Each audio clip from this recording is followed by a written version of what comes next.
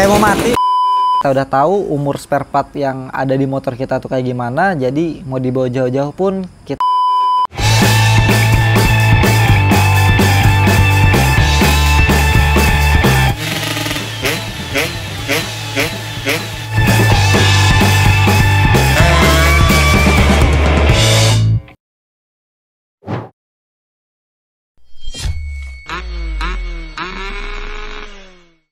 Halo semuanya, balik lagi di YouTube channel Kodanil. Di depan kita udah ada Yamaha Viz R. Jadi motor ini tuh punya tetangga gua ya. Dan dia ini baru ngangkat motor ini mungkin udah sebulan, tapi lebih lama di rumahnya. Dan baru mungkin 2 sampai 3 hari yang lalu lah motor ini baru dianterin ke rumah gua cuy. Jadi ini motor Viz R tahun 2001 dan warnanya memang warna perak begini ya, silver hitam. Harganya ya sedikit lebih mahal lah daripada warna-warna pada umumnya cuy. Tapi sebelum motor ini kita bongkar, gue mau review dulu nih secara keseluruhan motor ini cuy. Atau lebih tepatnya kita roasting ya motor ini. Ya pertama-tama dimulai dari tampilannya dulu nih. Untuk tampilannya sih menurut gue ya oke aja ya. Maksudnya dilihatnya tuh masih komplit semua cuy. Tapi ada beberapa yang nggak komplit. Untuk body ini bodinya full KW ya, full KW. Dari depan sampai belakang ini full KW, tapi kayaknya bodi kasarnya nih ada sebagian yang original nih cuy. Tapi kalau untuk bodi halusnya ini KW nih. Harga-harga mungkin di yang 600 ribuan tuh udah full set ya. Di sini udah ada visor. Ini ya lumayan lah ya, pemanis gitu guys. Cuma warnanya udah ngaco ya, udah pada pudar gitu. Ah, ini dia yang bikin motor ini jadi aneh, yaitu di bagian joknya. Ini joknya dia menggunakan jok dari Force One ya. Ini punyanya Force One karena dilihat dari belakang ini dia kotak, nggak yang kayak Viz R yang mengecil gitu di bagian belakangnya. Ini joknya pakai punya Force One kotak ya. Kemudian untuk behelnya, ini behel samping ini KW. Ini lembek banget guys ya. Lembek banget ini kalau ditekan-tekan gini juga goyang. Gua agak takut juga sih kayak untuk ngangkat motor menggunakan ini ya. Jadi gue takut patah aja cuy. Karena ini KW-nya KW parah sih. Dilanjut lagi untuk bagian depan ini ya. Kita mulai dari bagian depan. Ini kayaknya gue ngacak banget sih. Jadi apa yang gue lihat itu langsung gue komentarin cuy. Untuk bagian saklar-saklar ini masih aman ya. Masih aman walaupun yang kiri KW, yang kanan ini kayaknya sih KW juga guys. Tapi lebih bagus ya kondisinya guys ya. Nggak parah gitu KW-nya. Kemudian udah jalur stang bar end dan dilihat di sini udah jelek banget ya, udah pada karat-karat gini. Karena kemungkinan besar ini motor lama diemnya nih, lama mangkraknya nih cuy ya.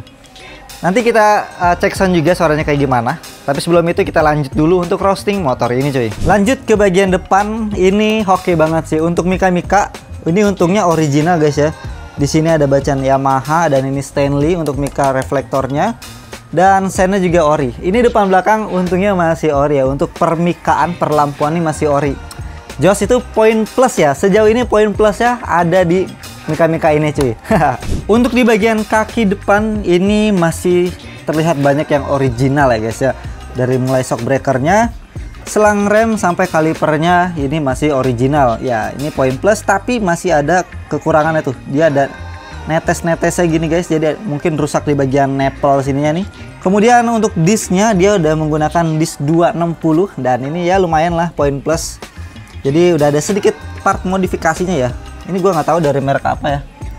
Ada bacanya racing di sini. Untuk bracketnya juga ini menggunakan bracket dari PSM. Ya ini kita banyak sih nemuin ya bracket-bracket kayak gini untuk Viz R tuh. Untuk velgnya ya kalian bisa lihat sendiri ini velg aftermarket, bukan original juga.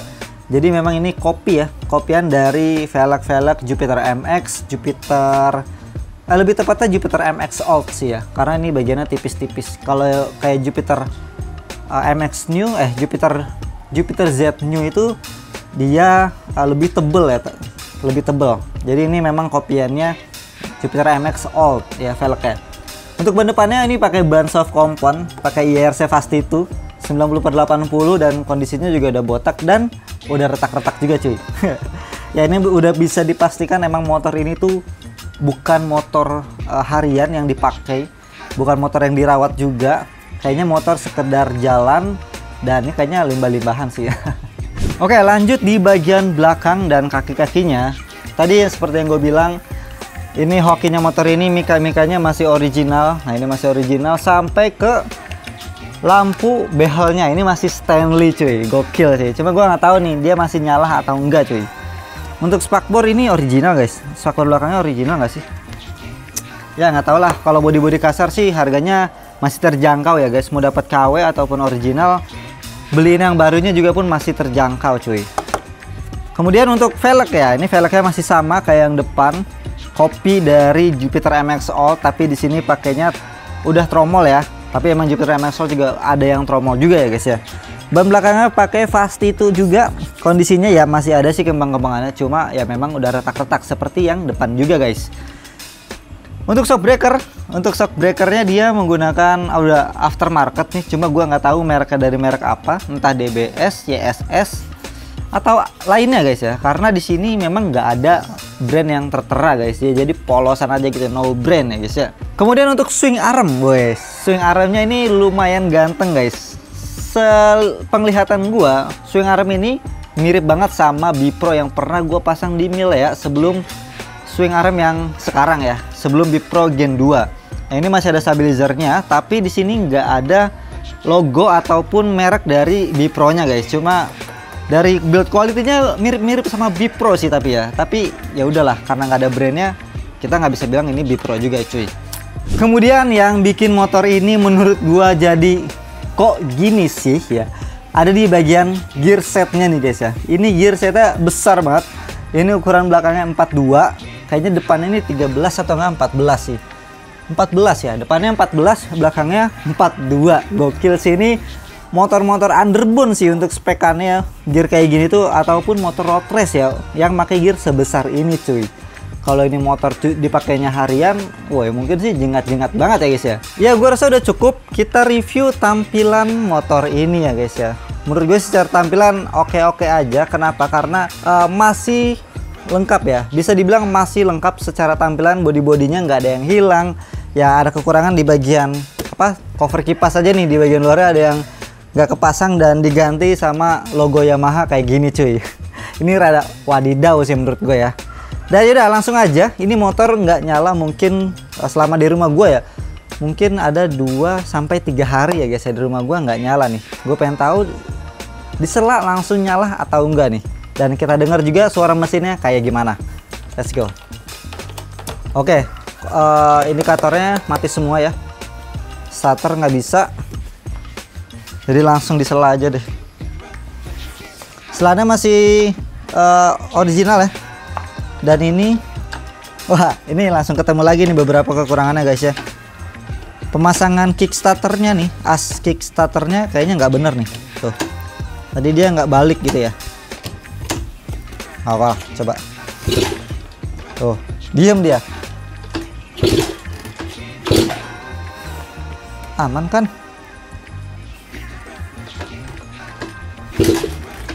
Wow.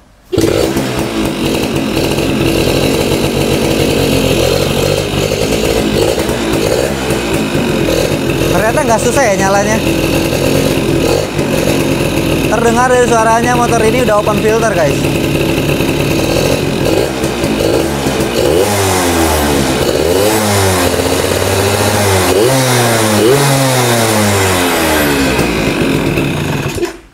Lah langsung berhenti.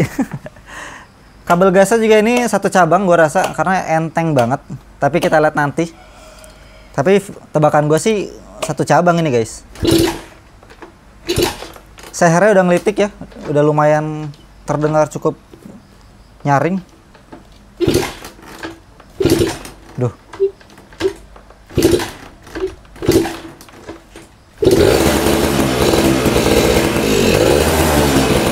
Kayak mau mati.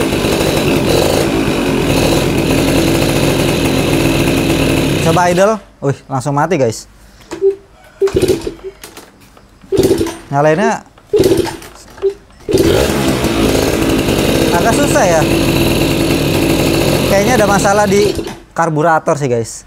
Ya gue rasa juga udah cukup kayak gitu aja untuk kita ngedengerin suara mesinnya. Mungkin kita perlu cek lagi lebih lanjut, kira-kira ada keanehan apa dengan mesin motor ini guys. Dan ya memang gue juga belum dikasih tugas untuk ngecek terus ganti ya, karena gue belum disuruh kayak gitu. Jadi udah, kita cuma sekedar cek aja dulu apa-apa aja yang rusak, nanti baru konfirmasi ke ownernya guys, apa mau diganti atau tetap dibiarin aja gitu ya. Jadi langsung aja kita buka cover bodinya, yuk, let's go.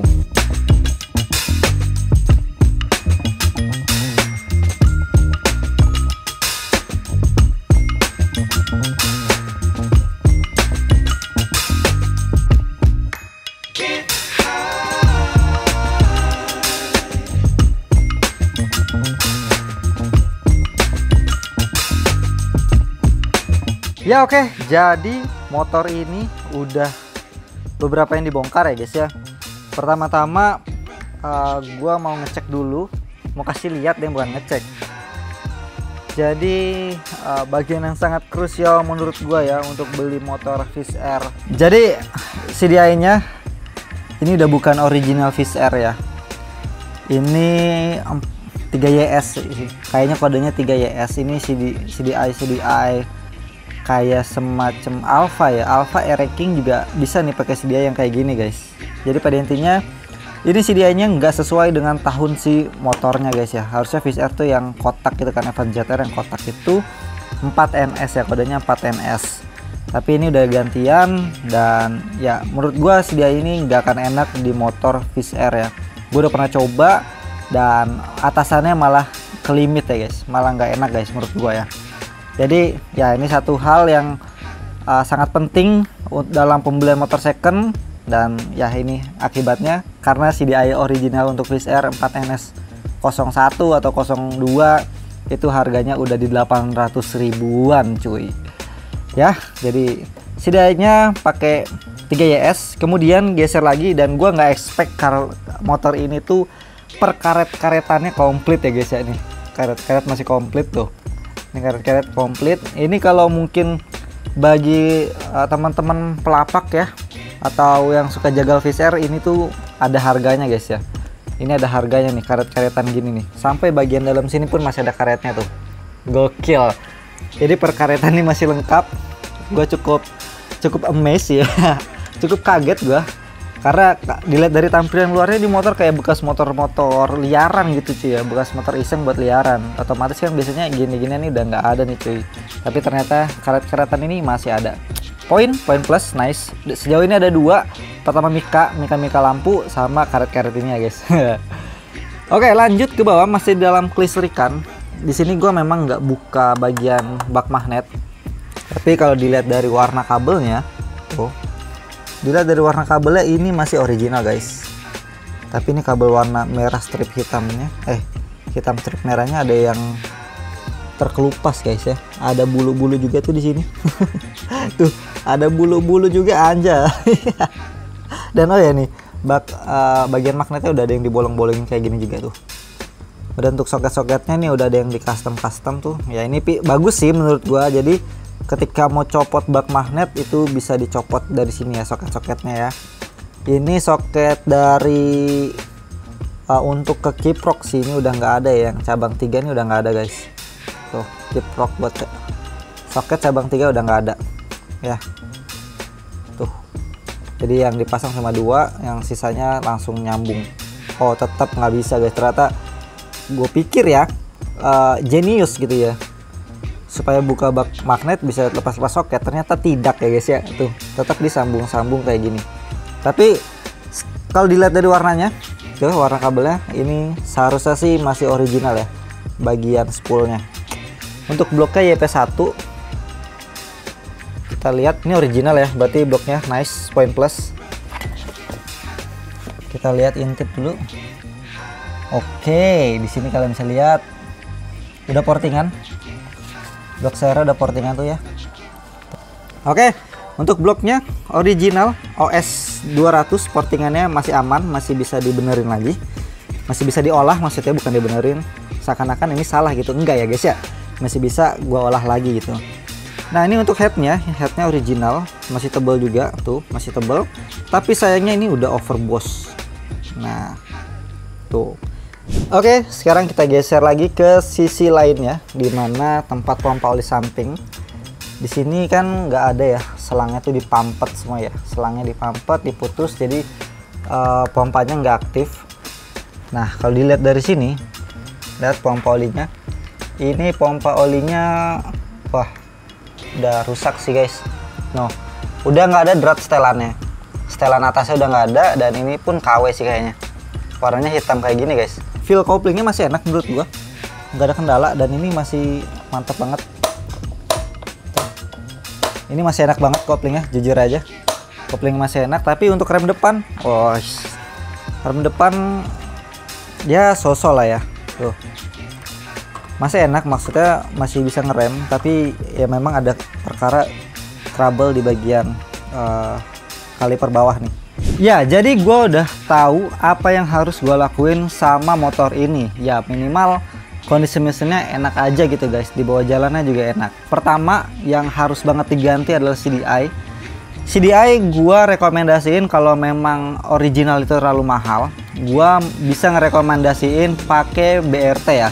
BRT Hyperband aja itu menurut gua udah oke ya. Itu CDI-nya DC. Harganya di 500 ribuan ya, 550 sih kalau nggak salah ya. Ya segituan lah, seenggaknya jauh lebih murah daripada CDI Oriannya punya Wizz Air. Ya kalau memang mau beli yang copotan boleh juga, tapi harus pintar-pintar cari kondisi yang memang CDI-nya itu masih grass ya. Orian, copotan, dan masih grass. Pertama itu CDI. Kemudian yang kedua, yang perlu gua lakuin adalah di bagian intake ya. Ini bagian manifold, ini bisa gua lem lagi, gua enakin lagi. Dan untuk membrannya ini gue belum tahu sih membrannya kayak gimana, nanti akan gue cek juga. Yang penting pada intinya bagian intake nih lumayan, karena harganya lumayan, itu udah menghilangkan sedikit beban. Cukup ada beberapa modifikasi aja di bagian manifold nanti cuy. Kemudian untuk bagian blok seher, nah blok seher gue harus konfirmasi dulu nih, tapi yang pasti untuk oversize-nya ini akan dinaikkan lagi cuy. Yang sekarang 200 mungkin akan dinaikin ke 250 atau ya mungkin 225 mungkin ya kalau ada itu juga. Tapi gue pengennya langsung upgrade aja ke RXS cuy, karena ya harusnya sih kayak gini udah buat speedingan sih asik banget ya guys ya. Dan untuk portingan sendiri gue perlu konfirmasi dulu apakah mau di porting ulang atau enggak cuy, gitu ya. Jadi untuk blok harus di oversize karena ini ngelitiknya udah lumayan parah banget sih menurut gua, dan kita juga belum ngecek sih gimana kondisi sehernya gitu cuy. Tapi sejauh ini gua udah mulai ada gambaran ya. Kemudian pada bagian coil, ini gua nggak tahu nih coil apa ya cuy ya. Coilnya ini bentuknya aneh ya. Biasanya kan kalau anak-anak Wizz Air itu pakainya ya coil A100 ya, A100 Jawa tuh yang harganya di 80 ribuan, atau enggak pakai coil Scorpio kodenya 5BP. Atau ya gue sih nyaraninnya pakai coil Nibir Racing cuy. Ya coil sih menurut gue ini agak aneh sih, tapi ya tetap gue harus konfirmasi dulu sama pemilik motornya cuy. Kemudian untuk pompa oli, kalau memang mau enak ya, pompa oli kan ya jalan aja gitu cuy. Tapi karena dilihat di sini kondisinya nggak bisa diperbaiki ya, mesti ganti juga. Dan harga pompa oli Wizz Air juga udah ngaco ya harganya cuy. Jadi ya udah mau nggak mau pompa oli dimatiin aja. Udah bener kayak gini nggak apa-apa, yang penting dia nggak nyuplai angin kosong aja gitu. Jadi bener udah dipampet kayak gini betul. Terus pada bagian kopling nih, gue nggak tahu sih dalamannya kayak gimana, tapi secara feeling si koplingnya menurut gue masih enak. Dan PR-nya cuma ada di kickstarter aja nih, kickstarter yang nggak mau balik kayak gini cuy ya. Jadi ini harus dibenahin cuy, karena pertama starternya nggak bisa, apalagi kickstarternya nggak enak kayak gini. Dan ada beberapa seal yang udah rusak juga coy. Gue juga mau konfirmasi ini motor mau dibelah atau enggak. Tapi ya menurut gue sih kalau baru banget dapat motor ya enaknya tuh belah mesin, ganti semua yang baru. Dan ya kita udah tenang, kita udah tahu umur spare part yang ada di motor kita tuh kayak gimana. Jadi mau dibawa jauh-jauh pun kita udah jauh lebih tenang cuy, daripada motor yang kita nggak tahu historinya kayak gimana, terus kita bawa jauh-jauh pasti ada aja rasa khawatirnya di jalan cuy. Oke, jadi sejauh ini baru itu guys. Sekarang gue mau lanjut lagi untuk ngecek blok seher kondisi saya kayak gimana, sama gue mau bongkar bak magnet juga ya. Kalau bak kanan kayaknya nggak usah dulu sih untuk sejauh ini, karena feeling koplingnya masih enak, cuma PR di kickstarter aja.